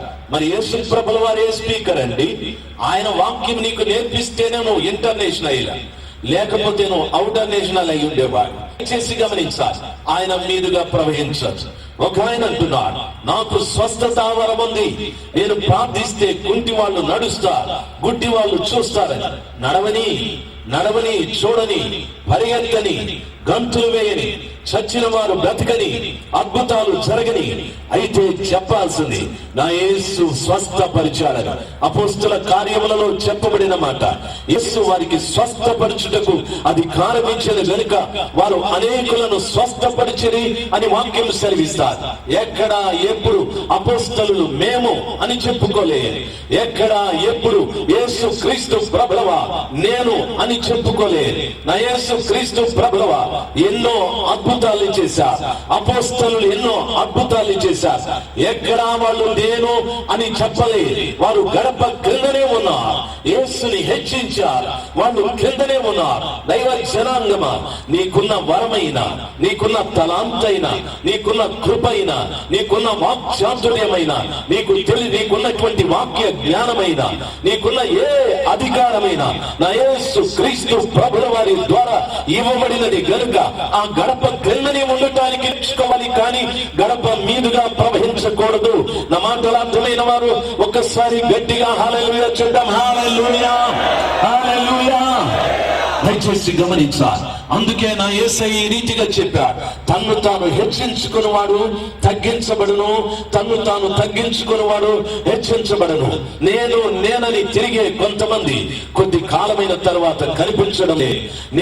నేననే అహంభావం కలిగిన కొంతమంది వ్యక్తులు ఈ రోజున కనిపించడం లేదు. దైవ జనాంగమా, నేను కాదు నా యేసే, నేను కాదు నా యేసే అనే మాట్లాడే దైవ సేవకులు ఖాళీ రోజున ఆ రీతిగా మాట్లాడే పంపబడిన వారు బాప్తిస్మం ఇచ్చే యోహాన్. ఆయన అంటున్నాడు, ఏమంటున్నాడు తెలుసా? దైవ జనాంగమా, ప్రజల ఎదుట నిలబడి నా వెనుక వచ్చేవాడు నాకంటే శక్తిమంతుడు, నేను ఆయన చెప్పులు వారు విప్పుటకు కూడా యోగ్యుడను కా. నేనెవరో తెలుసా? అరణ్యంలో ఒక శబ్దాన్ని. నేనెవరో తెలుసా? ఆయన మార్గములను సరళము చేయడానికి వచ్చా. ఆయన హెచ్చించబడాలి, నేను తగ్గించబడాలి అని చెప్పాడు. దైవ జనాంగమా, ఈ రీతిగా ప్రతి దైవ సేవకుని యొక్క మనస్తత్వం ఉండాలి. యేసు హెచ్చించబడాలి, మనము తగ్గించబడాలి. యేసు క్రీస్తు ప్రభుల వారి క్రింద మనం ప్రవహించాలి. అంతేకాని యేసు ప్రభుల వారి మీదుగా మనం ప్రవహించకూడదు. దేవుని నమ్ముకున్న ప్రతి బిడ్డకు ఉండవలసిన శ్రేష్టమైన లక్షణం ఇది. ఇది లేని నాడు వాక్యము సెలవిస్తారు, తన్ను తాను తగ్గించుకోనకుండా హెచ్చించుకుంటే నిజంగా పాడైపోయే పరిస్థితులు ఉన్నాయి. నా మాటలు అర్థమైన వారు ఒకసారి గట్టిగా హల్లెలూయా చెప్దాం. హల్లెలూయా. తూర్పుగా పారుచుండెను అని వాక్యం సెలవిస్తారు. నన్ను బాగా గమనించవలసిన విషయం, ఈ నీళ్లు మందిరంలో నుండి ప్రవహించి గడప క్రిందగా అవి వెళుతూ తూర్పు ముఖంగా వెళుతున్నాయి. బాగా వినాలి, ఎందుకు తూర్పు ముఖంగా వెళుతున్నాయి? నీ ఉన్న మందిరంలో ఈ నీళ్లు ఉబికితే, వాక్యము పరిశుద్ధాత్మ ఉంటే, అది గడప క్రింద ప్రవహిస్తే ఆ నీళ్లు తూర్పు ముఖంగా వెళతాయి. అనగా దాని అర్థము, ఆ మందిరంలో ఉన్న ప్రతి బిడ్డ తూర్పు ముఖముగా వెళతాడు. తూర్పునేముంది అని అడిగితే మత్తయి సువార్త 17వ అధ్యాయం, మలాకీ గ్రంథం 4వ అధ్యాయం వాక్యంలో చదువుకున్నట్లయితే, యేసు క్రీస్తు ప్రభువ రూపాంతరపు కొండ మీదికి వెళ్లి ఆయన రూపాంతరము పొందినప్పుడు ఆయన ముఖము సూర్యుని వలె ప్రకాశించనని వాక్యము సెలవిస్తారు. ఆ విషయాన్ని మలాకీ భక్తుడు చెప్తాడు. ఆయన నీతి సూర్యుడు అని సెలవిస్తాడు. తూర్పున ఎవరుంటారు అని అడిగితే తూర్పు దిక్కున సూర్యుడు ఉదయిస్తున్నాడని. ఎవరా సూర్యుడు? యేసు క్రీస్తు ప్రభువా. మందిరంలో నుండి ప్రవహిస్తున్నటువంటి గడప క్రిందగా ప్రవహిస్తున్న నీళ్లు తూర్పుగా ప్రవహిస్తున్నాయి అంటే దానంత మందిరంలో ఉన్న ప్రతి బిడ్డని వాక్యము పరిశుద్ధాత్మ తూర్పునున్న యేసు క్రీస్తు ప్రభుల వారి దగ్గరికి తీసుకుని వెళతాయి. హల్లెలూయా చెప్తాం. హల్లెలూయా. అందుకే నా యేసయ్య చెప్పాడు, నేను పరిశుద్ధాత్మని పంపుతా. ఆయన ఆదరణకర్త, ఆయన సత్య స్వరూపియగు ఆత్మ. ఆయన మిమ్మల్ని సర్వ సత్యంలోనికి నడిపించు. ఆయన మిమ్మల్ని నడిపిస్తాడు. రాజశేఖర్ నడిపించే, రవిశేఖర్ నడిపించలే, చంద్రశేఖర్ నడిపించలే, సోమశేఖర్ నడిపించలే. పరిశుద్ధాత్మ, పరిశుద్ధాత్మ మిమ్మల్ని సర్వ సత్యంలోనికి నడిపించునని ప్రభుల వారు స్పష్టంగా చెప్పారు. దైవ జనాంగమా, ఈ రాత్రి సమయమందు నీ మందిరపు ముఖద్వారం తూర్పు దిక్కుగా ఉంటే వాక్యము పరిశుద్ధాత్మ మందిరములో మన ప్రతి బిడ్డని కూడా తూర్పు దిక్కున యేసు క్రీస్తు ప్రభుల వారి దగ్గరికి నడిపించగలదు. హల్లెలూయా. ఆ రీతిగా లేకపోతే మనం ఎటువైపు నడుస్తున్నామో, ఎక్కడికి వెళతామో అర్థం కాని సమస్య అయిపోతారు. దైవ జనాంగమా, ఈ రాత్రి సమయమందు గమనించవలసిన విషయం, ఈ వాక్యములో చెప్పబడిన మాట, ఆ నీళ్లు బలిపీఠమునకు దక్షిణముగా మందిరము కుడి ప్రక్కన కింద నుండి పారుచుండెను అని చెప్పాడు. తిరిగి ఆ నీళ్లు ఎక్కడికి వెళ్ళాయో తెలుసా? బలిపీఠము దగ్గరికి అని చెప్పాడు. బలిపీఠము దగ్గర నుండి దక్షిణములోనికి అని చెప్పాడు. ఒక్కొక్క మాట చాలా విలువైన మాట. బలిపీఠము దగ్గరికి అనగా ధనత్వము తూర్పుగా వెళుతున్నవి. ఇప్పుడు బలిపీఠము దగ్గరికి వెళ్ళాయి నీళ్లు. బలిపీఠము దగ్గర జరిగే కార్యం ఏమిటండి? బలిపీఠము దగ్గర మనుషునికి పాప క్షమాపణ ఉంది. తాను చేసిన పాపము నిమిత్తమై పరిహారముగా బలి పశువుని లేక బలి ఒక గొర్రెను కాని కోడెదూడను కాని పక్షిని కాని బలి ఇస్తే పాపం చేసిన వ్యక్తికి ఆ స్థలంలో పాప క్షమాపణ ఉంది. ఈ నీళ్లు వాక్యము పరిశుద్ధాత్మ తూర్పు ముఖముగా ప్రయాణము చేస్తూ బలిపీఠం దగ్గరికి వెళ్ళాయి. వాక్యము ద్వారా, పరిశుద్ధాత్మ ద్వారా నడిపించబడే వ్యక్తి ఎక్కడికి వెళతాడు అని అడిగితే బలిపీఠము దగ్గరికి వెళతాడు. ఎవరా బలిపీఠము అని అడిగితే, నా యేసు క్రీస్తు ప్రభువా, ఆ దినమున ప్రత్యక్షపు గుడారములో ఉన్న బలిపీఠము 2 ఉపకరణముల చేత నిర్మాణము చేయబడది. అది తుమ్మకరతో చేయబడి ఇత్తడి రేకుతో పొదిగించబడ్డది. యేసు క్రీస్తు ప్రభుల వారు ఆ బలిపీఠమును సాదృశ్యం అయి ఉన్నారు. యేసు క్రీస్తు ప్రభుల వారు కూడా మనుష్య కుమారుడని, దేవుని కుమారుడని అపోస్తలుడైన యోహాను చెప్పాడు. అనగా తుమ్మకర్ర యేసయ్య మానవత్వానికి, ఇత్తడి క్రీస్తు ప్రభుల వారి దైవత్వానికి సూచన. బలిపీఠము దగ్గర మన పితరులకు పాప క్షమాపణ కలిగారు. ఇప్పుడు మనకు యేసు క్రీస్తు ప్రభుల వారి దగ్గర పాప క్షమాపణ కలుగుతూ ఉన్నది. మందిరములో ఉవికిన ఆ నీళ్లు గడప క్రిందగా పారుతూ తూర్పు ముఖముగా వెళుతూ అవి బలిపీఠము దగ్గరికి వెళ్ళాయి. అనగా దానర్థం, వాక్యము పరిశుద్ధాత్మ నేను నడిపిస్తే బలిపీఠపు అనుభవం నీకుంటారు. పాపం అనేది నీలో ఉండదు. పాప క్షమాపణ కలిగి పరిశుద్ధమైన వ్యక్తిగా, పరిశుద్ధమైన ఒక వ్యక్తురాలుగా నీవు జీవించడానికి ప్రభువు కృపణ ఇస్తాడు.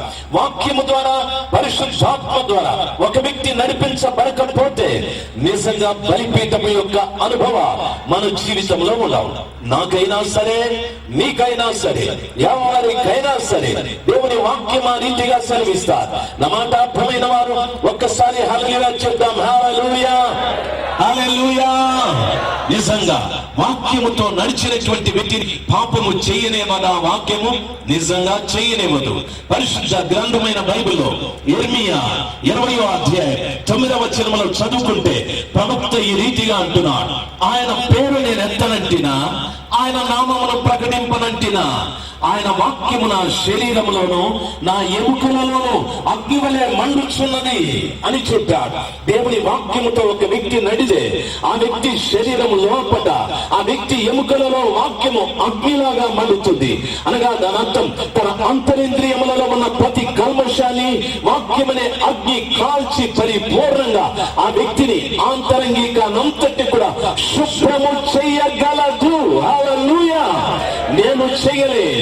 నేను చేయలే, నేను బోధకుడని, కానీ నీ అంతరింద్రియములలో ఉన్న పాపాన్ని నేను కాల్చలే, నీ అంతరింద్రియములలో ఉన్న పాపాన్ని నేను చూడలే. దేవుని వాక్యము సెలవిస్తారు. ప్రవక్త అంటున్నాడు, ఆయన వాక్యం నా శరీరములను నా ఎముకలలోను అగ్నివలే మండుచున్నది అని మాట్లాడుతూ ఉన్నాడు. వింటున్న తల్లి, నా ప్రేమైన తల్లి, దేవుని వాక్యం ఆ రీతిగా సెలవిస్తారు. రాత్రి సమయమందు ప్రతి బిడ్డ, నీవే సంఘంలో ఉన్నా, ఏ బోధకుని చేత నువ్వు బోధించబడుతున్నా, వాక్యము పరిశుద్ధాత్మ చేత నడిపించబడితే బలిపీఠము దగ్గరికి వెళ్తాం. దానర్థం పాప క్షమాపణ, పరిపూర్ణమైన పరిశుద్ధత కలిగిన జీవితంలోకి నువ్వు వెళ్తావు. రెండవది, ఆ బలిపీఠము నుండి దక్షిణ దిశగా వెళ్ళాయి అని వాక్యం సెలవిస్తారు. ఎందుకు ఆ దిక్కు చెప్పాడు, దక్షిణ దిశ అని ఎందుకు చెప్పాడు అనే ఆలోచన మీకు రావచ్చు. ఇంటికి వెళ్ళిన తరువాత యోబు గ్రంథం 23వ అధ్యాయం 8వ వచనాన్ని చదవండి. వాక్యం ఈ రీతిగా సెలవిస్తారు. అక్కడ చెప్పబడిన మాట, యోబు అంటున్నాడు, నేను తూర్పు దిక్కున వెళ్ళి చూశాను, ఆయన నాకు కనిపించలేదు. పడమట దిక్కుగా వెళ్ళా, అక్కడ ఆయన నాకు కనిపించలేదు. ఆయన పనులు జరిగించు ఉత్తర దిశగా వెళ్ళి చూశాను, ఆయన ఉత్తరాన కూర్చుని దక్షిణ దిక్కు చూస్తున్నాడు అని వాక్యములో రాయబడింది. ఆయన ముఖము దక్షిణ దిక్కుకు తిప్పుకున్నాడు అని వాక్యము సెలవిస్తారు. తూర్పునలే, పడమటాలే, ఉత్తరమున ఆయన పనులు జరిగించే స్థలమని చెప్పాడు. ఉత్తరం అంటే మీరు అడగచ్చు, భక్తుడైన దావీదు చెప్పిన మాట, ఉత్తరాన మహారాజు పట్టణం సియోను పర్వతం మీద ఉన్నది, అది భూమి మీద ఉన్న సకల ప్రజలకు సంతోషమును కలుగజేయనని చెప్పాడు. అనగా ఉత్తర దిక్కులో నా దేవుని పట్టణం, నా దేవుని రాజ్యం ఉంది, నా దేవుని పరలోకం ఉందని చెప్పాడు. దైవ జనాంగమా, అక్కడ ఆయన పనులు జరిగిస్తూ ఉన్నాడు. పరలోకంలో కూర్చొని ఈ ప్రజల కొరకు చేయవలసిన ప్రతి కార్యాన్ని అక్కడ చేస్తూ ఉన్నాడు. ఏం చేస్తున్నాడు? ఈ ప్రజలు తన దగ్గరికి రావాలని ప్రవక్తలను పంపాడు. ఈ ప్రజలు తన దగ్గరికి రావాలని ధర్మశాస్త్రం ఇచ్చాడు. బలిపీఠపు కార్యక్రమ, ధూపవేదిక, ఎన్నో కార్యక్రమాలు ప్రభు చేస్తూ వచ్చాడు. అయినా ప్రజలు ఆయన దగ్గరికి సమీపించలేదు. ఆ కారణాన తన ప్రియ కుమారుడైన యేసు క్రీస్తు ప్రభువాన్ని పంపాడు. ఈ కార్యములన్నీ కూడా ఎక్కడ జరుగుతున్నాయి అని అడిగితే భక్తుడి రీతిగా అంటున్నాడు యోబుగా, ఆయన పనులు జరిగించు ఉత్తరమున కూర్చొని దక్షిణం వైపు తన ముఖము తిప్పుకున్నాడని. దక్షిణాన్ని ఏముంది అని అడిగితే ఉత్తరానికి ఎదురుగా దక్షిణము, తూర్పుకి ఎదురుగా పరమరాము ఉంటారు. దైవ జనాంగమా, ఉత్తరానికి ఎదురుగా దక్షిణం అంటే దానర్థం ఉత్తరాన పరలోకం ఉన్నప్పుడు దానికి సంబంధించిందే దక్షిణాలు ఉంటారు. అనగా దక్షిణం ఏముంది అంటే ఆయన ప్రశస్తమైన రక్తముతో కడగబడిన వ్యక్తులు కూడా ఒక ప్రత్యేకమైన గుంపు ఉంది, అనగా సంఘం ఉంది అని దాని అర్థం. హల్లెలూయా చెప్తాం, హల్లెలూయా. దక్షిణాన సంఘం ఉంది, హల్లెలూయా చెప్తాం, హల్లెలూయా. వింటున్న తల్లి, పరలోకాన్ని ఈ రోజున లోకానికి తెలియవచ్చే దిక్కేది అని అడిగితే దక్షిణం. దక్షిణం, నీవు దక్షిణ భూమిలో ఉన్నావు, దక్షిణ దిక్కులో ఉన్నావు. ఓ లోకంలో వెళ్ళి ఏమని వైఎస్ రాజశేఖర రెడ్డిగా మాకు పరలోకాన్ని చూపెట్టమంటే లేదు లేదు నేను పార్లమెంటు చూపెట్టగలను అనగలడు. మీరు ఇంకొక అధికారి దగ్గరికి వెళ్ళి జార్జ్ బుష్ గారిని అడిగితే ఆయన అంటాడు నేను ఇప్పుడు లేనండి, మీరు వెళ్ళి ఆయన అడగండి అని చెప్తాడు. అయితే పరలోకాన్ని చూపెట్టగలిగింది లోకంలో ఎవరు అని అడిగితే సంఘం. ఉత్తరానికి ఎదురుగా ఉన్నటువంటి సంఘం, దక్షిణ భూమిలో దక్షిణ దిశగా ఉన్నటువంటి సంఘమే. నీ సంఘమే, నీ సంఘమే, మీరు కూడుకున్న ఆ చిన్న మందిరమే పరలోకాన్ని చూపెట్టగలదు. ఆ దక్షిణం వైపున నా దేవుడు ముఖము తిప్పుకొని చూస్తున్నా. ఏ సంఘం ఎలాగుంది, ఏ సంఘపు పరిస్థితి ఎలాగుంది, ఏ సంఘం ఏ ఉనికిలో ఉంది, మందిరంలో ఉబికిన వాక్యం పరిశుద్ధాత్మ బలిపీఠము దగ్గర నుండి దక్షిణ దిక్కుగా వెళ్ళాదా, సంఘంలోకి తిరిగి వెళ్ళాదా? ఓ నా సంఘము వాక్యము చేత పరిశుద్ధాత్మ చేత నడిపించబడుతున్నదా అని ప్రభు పరలోకం నుండి చూస్తున్నారు. హల్లెలూయా, హల్లెలూయా. నా ప్రియ తల్లి, నా ప్రియమైన తండ్రి, సంఘాన్ని నడిపించే నాయకుడు ఒకవేళ సంఘంలో మన విశ్వాసులు వాక్యానుసారంగా పరిశుద్ధాత్మానుసారంగా నడుస్తున్నారా లేదా అనే ఆలోచన ఉండొచ్చు, లేకపోవచ్చు. ఆ గ్రహింపు ఉండొచ్చు, లేకపోవచ్చు. నా దేవుడు మాత్రం చూస్తున్నాడు తల్లి, నా దేవుడు మాత్రం చూస్తున్నాడు. నా ప్రియమైన తండ్రి, నా దేవుడి కల్వరిలో ప్రాణాన్ని పెట్టి తన రక్తంతో నిన్ను కడిగి వదిలిపెట్టలే. ఓకే, నువ్వు రక్షించబడ్డా వెళ్ళిపోమని చెప్పలే. ఆయన చాలా జాగ్రత్త కలిగిన వాడు, బాధ్యత కలిగిన వాడు. తన రక్తముతో కొన్నాడు, ఆయన కడిగాడు కాదు, కొన్నాడు. అపోస్తల కార్యం 20:28 చదువుకుంటే వాక్యమే రీతిగా సెలవిస్తారు. ఆయన స్వరక్తం ఇచ్చి సంపాదించుకున్న సంఘమునకు పరిశుద్ధాత్ముడు మిమ్మల్ని అధ్యక్షులుగా నియమించి అని వాక్యం సెలవిస్తారు. ఇక్కడున్న ప్రతి బిడ్డని నా యేసు ప్రభువు వారు తన రక్తముతో కొనుక్కున్నాడు. ఎవరి వద్ద? సాతానుడి వద్ద. ఏ పరిస్థితుల్లో నీవు పాపం చేస్తున్నప్పుడు, నేను పాపం చేస్తున్నప్పుడు సాతానుడి వద్ద తన రక్తాన్ని ఇచ్చి నన్ను కొనుక్కున్నాడు. రక్తానికి నిర్వచనం ఏమిటంటే ప్రాణమని అర్థం. యేసు తన ప్రాణాన్ని పెట్టి నన్ను కొన్నాడు. యేసు తన ప్రాణాన్ని పెట్టి నిన్ను కొన్నాడు. మనమంతా కొనబడిన వారు.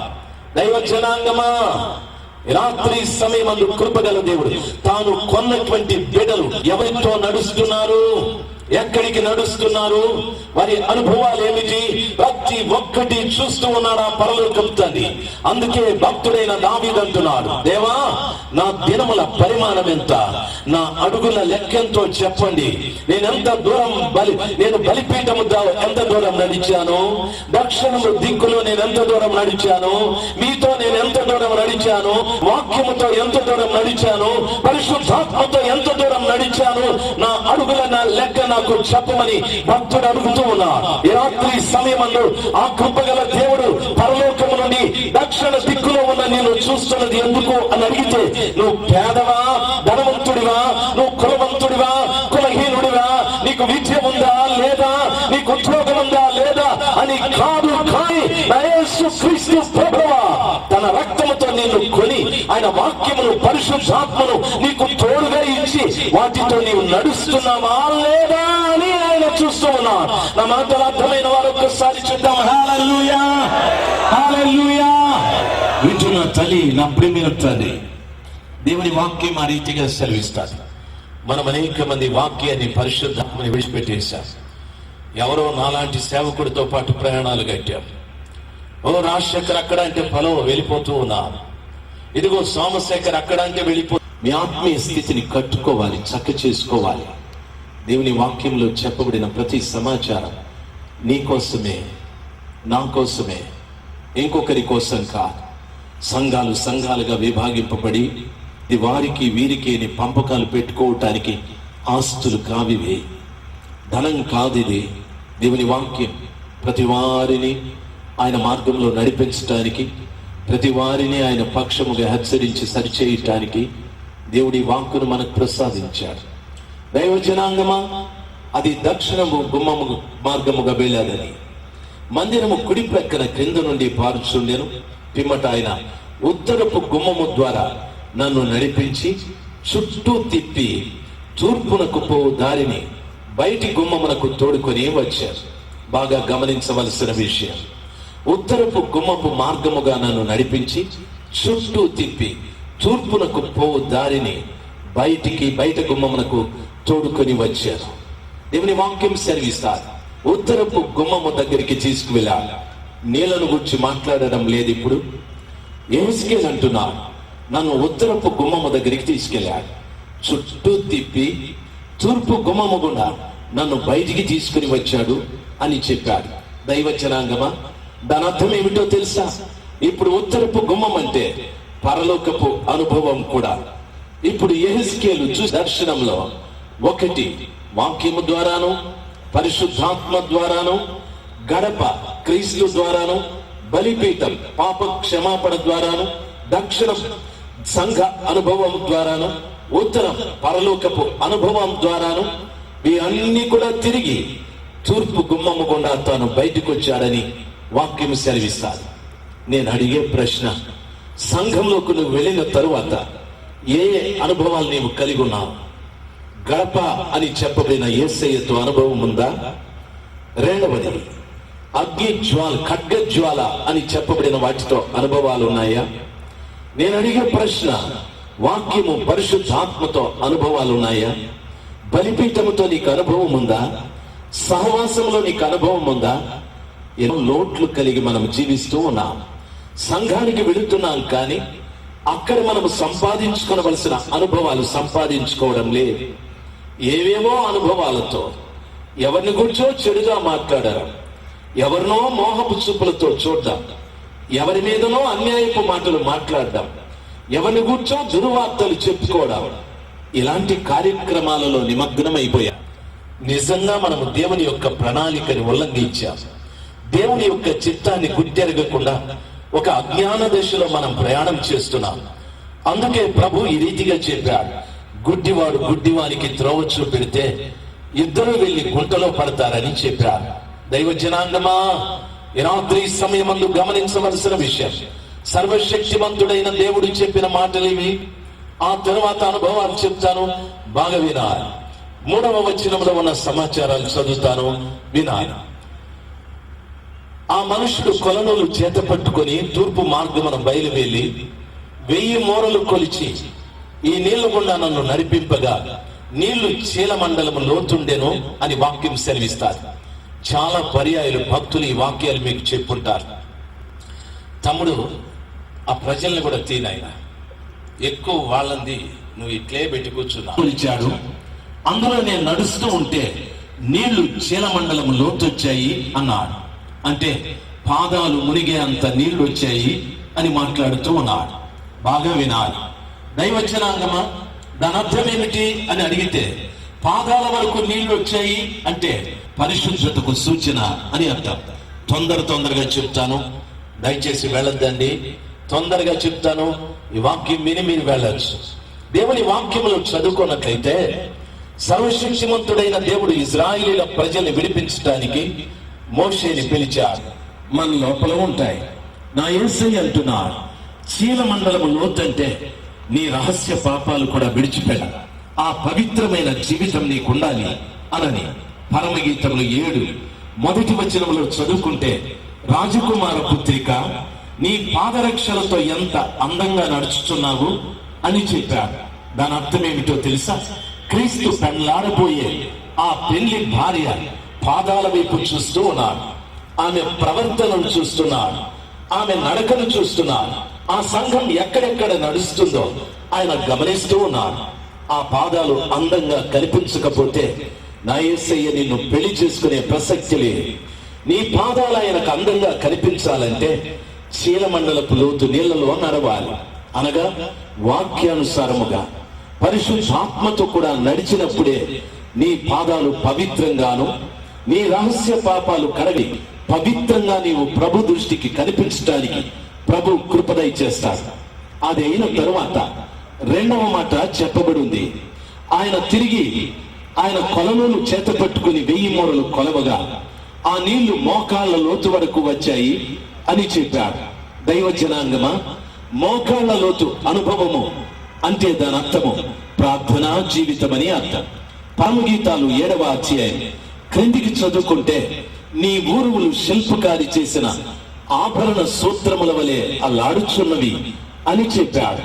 అక్కడ చెప్పబడిన మాటకు అర్థం ఏమిటంటే, క్రీస్తు పెళ్లాడే పెళ్లి భార్య ఊరువులు అనగా తొడల భాగమని అర్థం.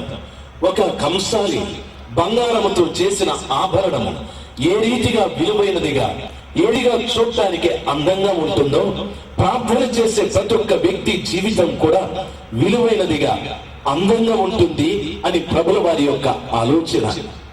దైవ జనాంగమా, ప్రార్థన చేసే ప్రతి ఒక్క వ్యక్తి అందంగాను, విలువైన వ్యక్తిగాను, శక్తివంతుడుగా కూడా ఉంటాడని దాని అర్థం. బాగా గమనించినట్లయితే న్యాయాధిపతుల గ్రంథం 15వ అధ్యాయం 8వ వచనంలో చదువుకున్నట్లయితే, ఫిలిష్తీయుల మీద సంసోను పగ తీర్చుకోవటానికి తన భార్య తండ్రిని ఫిలిష్తీయులు అగ్నితో కాల్చివేశారని, వారి మీద కక్ష సాధించడానికి పగ తీర్చుకోవటానికి ఫిలిష్తీయులను పట్టుకొని తన తొడ మీద వారి తొంట్లను విరగొట్టాడని వాక్యం సెలవిస్తారు. దైవ జనాంగమా, ప్రార్థించే ప్రతి ఒక్క వ్యక్తి కూడా శత్రువైన సాతానుని తొంట్లను విరగొడతాడు. శత్రు సంబంధమైన ప్రతి కార్యాన్ని కూడా తన తొడ మీద వాటి తొంట్లను విరగొడతాడు. ప్రార్థన నీకు లేకపోతే శత్రువైన సాతానుడు నీ తొంట్లను విరగొడతాడు, నీ జీవితాన్ని విరగొట్టేస్తాడు, నీ ఆర్థిక పరిస్థితిని విరగొడతాడు, నీ ఆరోగ్య పరిస్థితిని విరగొడతాడు, నీ కుటుంబ పరిస్థితిని విరగొడతాడు. దైవ జనాంగమా, ఎంతో మంది విషయం, నీవు మోకాళ్ళతో అనుభవంలో ఆ నీళ్లలో నడిచావు అంటే దాని అర్థం శత్రువు తొంట్లను విరగొట్టడానికి దేవుడు నీకు శక్తిని ప్రసాదించాడని అర్థమై ఉంది. నా మాటలు అర్థమైన వారు ఒక్కసారి హల్లెలూయా చెప్దాం. హల్లెలూయా, హల్లెలూయా. దైవ జనాంగమా, ఎంతో మంది ప్రార్థన చేసే బిడ్డలున్నారు. ఒక పర్యాయం ఒక దైవజనుడు బోధిస్తూ ఉన్నాడు. ఆయన బోధించిన పిదప రోగుల కొరకు నేను ప్రార్థిస్తానని చెప్పాడు. ఆయన మాట్లాడిన మాట, నా దేవుడు కార్యం జరిగిస్తా, రాత్రి సమయం ఆయన అద్భుతం చేస్తాడని చెప్పాడు. ఆయన ఆ రీతిగా ప్రార్థించిన తరువాత జరిగిన అద్భుతమైన కార్యం ఏమిటంటే, ఓ ముస్లిం సహోదరుడు చాలా వృద్ధుడైన ఏమో జరుగుతుందని వచ్చి నిలబడ్డాడు. ఆయనకు వాస్తవంగా కంటి దృష్టి లేదు. అక్కడ నిలబడి ఈ భక్తుడు ప్రార్థిస్తూ ఉంటే ఆయన కూడా, ప్రభువా, ఆ భక్తుడు చెప్తున్నా నాకు స్వస్థత ఇవ్వమని ప్రార్థించాడు. అదే మొదటి రోజు రావడం, ఆయనకు 2 కళ్ళు కనిపించవు. భక్తుడు ప్రార్థించగానే దేవుడు గొప్ప కార్యం జరిగించాడు. ఆ వ్యక్తిలో ఉన్న గుడితనం పోయి స్పష్టంగా చూడడం ప్రారంభించాడు. ఆయన కేకలేసుకుంటూ ఆ వేదిక దగ్గరికి వచ్చి అంటున్నాడు, యేసు నన్ను బాగు చేశాడని, యేసు నన్ను బాగు చేశాడని. ఆ దైవ సేవకుడు అడిగాడు, నీవు క్రైస్తవుడుగా? కాదు, నేను ముస్లిం సహోదరుడనని. నీవు ఎక్కడికైనా మందిరానికి వెళతావా? లేదు, ఇక్కడికే వచ్చాను. నీవు ఎలాగొచ్చావు? ఈ శబ్దాలు విని వచ్చానని చెప్పాడు. శబ్దాలను వినొచ్చాడు. ఇప్పుడు ఆ శబ్దాలు, ఆ పరిస్థితులన్నీ చూడటానికి దేవుడు కృపదయ చేశాడు. ఎందుకు ఆ కార్యం జరిగాది? దైవ జనానమా, ఆ దైవ సేవకుడు రోజుకి 6 గంటలు ప్రార్థన చేస్తారని చెప్పాడు. ప్రార్థన ఉన్న ప్రతి ఒక్క వ్యక్తి కూడా శక్తిమంతుడై సాతానుని తుంట్లను విరగొట్టే మహా బలవంతుడిగా పనిచేస్తాడు. ప్రార్థన ఒకవేళ లేకపోతే సాతానుడే నీ తుంట్లను విరగొడతాడు, నీ కుటుంబాన్ని విరగొడతాడు, నీ ఆర్థికాన్ని విరగొడతాడు, నీ ఆరోగ్యాన్ని విరగొడతాడు, కుటుంబ వ్యవస్థని చిన్న భిన్నముగా చెయ్యగలడు. దయచేసి గమనించవలసిన విషయం, యెహెజ్కేలు ప్రవక్త చీలమండలము లోతుతో ముగించుకోలేదు, మోకాళ్ళ లోతులో కూడా నడవడం ప్రారంభించాడు. ఒక 3వది చెప్పబడిన మాట, అని చెప్పాడు. దైవ జనాంగమా, పాదాలు పోయాయి, మోకాళ్ళ లోతు పోయాయి, నడుముల లోతు వచ్చారు.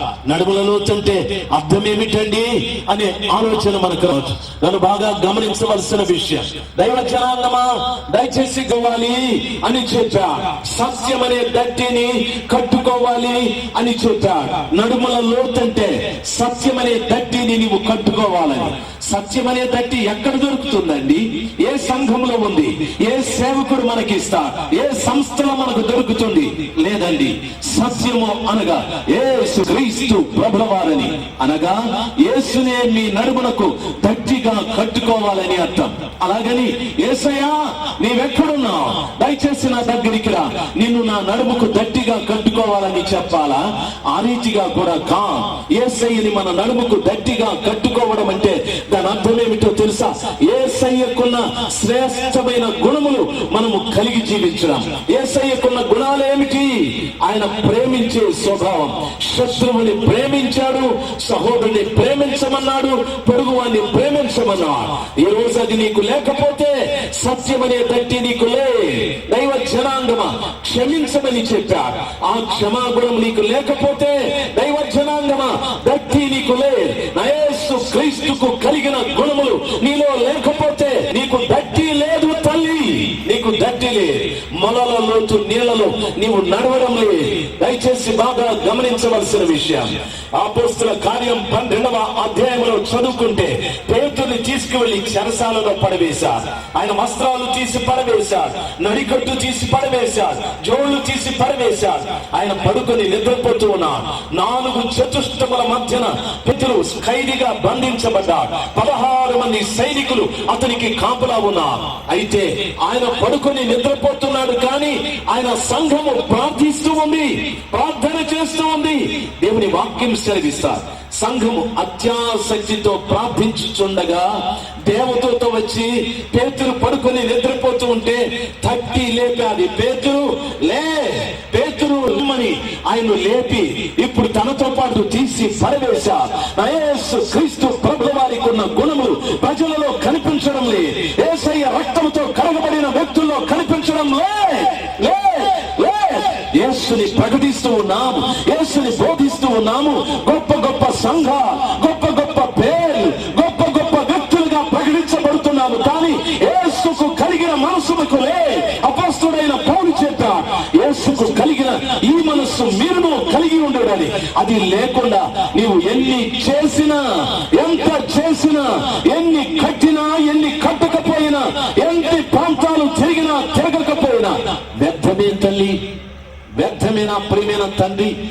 మొలలలోతో అనుభవం నీకు కావాలి. యేసుని గట్టిగా కట్టుకునే అనుభవం నీకు రావాలి. యేసయ్య లాంటి ప్రేమ నీకు కావాలి. యేసయ్య లాంటి తగ్గింపు నీకు కావాలి. యేసయ్య లాంటి క్షమాగుణం నీకు కావాలి. యేసయ్య లాంటి ఐక్యత నీకు కావాలి. తన దగ్గర ఉన్న 12 మంది శిష్యులు మంచి వాళ్ళ? లేదే. తోమాకి అనుమానమే, పేతురికి కోపమే. దైవ జనాంగమా, ఇస్కరియోతు యూద డబ్బు దొంగిలిస్తూ ఉన్నాడే. ఇటువంటి శిష్యుల్ని తన దగ్గర పెట్టుకొని ఒక్క రోజు కూడా వారి మధ్యన అనైక్యత కలిగే మాటలు కానీ క్రియలు కానీ చెయ్యనే లేదు, మాట్లాడనే లేదు. పేతురు వీడు డబ్బు దొంగిలిస్తున్నాడని చెప్పుంటే ఏ రోజు ఇస్కరియోతు యూదాని పేతురు చంపేసుండేవాడు. ఆ రీతిగా చెప్పలేదు. ఐక్యతను కాపాడేవాడు యేసు క్రీస్తు ప్రభువా. యేసయ్యకు కలిగిన మనస్సు నీకుందంటే సంఘాల మధ్యన ఐక్యత, విశ్వాసాల మధ్యన ఐక్యత, దైవ జనాంగమ ఉండేది మనకి. యేసయ్య మనసు మనకు లే, ఆ దట్టి మనకు లే, ఆ దట్టి మనకు లే. అందుకే విడిపోయి బలపడ్డామా? విడిపోయి చెడిపోయాం. విడిపోయి చెడిపోవడమే కాదు, అందరినీ చెడగొడుతున్నా, అందరినీ పాడు చేస్తున్నా. నీ నోటితో మాట్లాడే మాట ఒకటి, నీ జీవితంలో ప్రవర్తన ఒకటి. ఎందుకు ఆ రీతిగా ఉన్నావు అని అడిగితే నడికట్టు లేక, నడుములలోతో